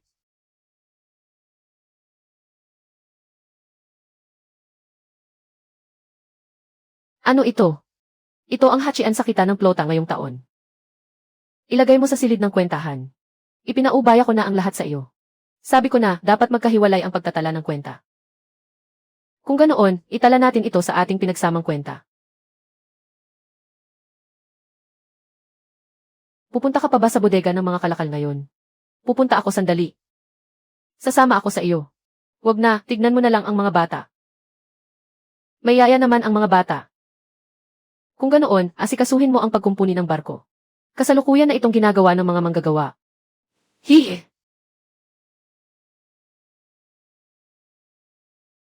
Lin Wei. Ano yun? Noong una, sabi mo aalis ka na pagdating ng tagsibol. Ngunit hindi ka umalis. Mabuti na lang at nanatili ka. Wang Qihua, Wang Qihua.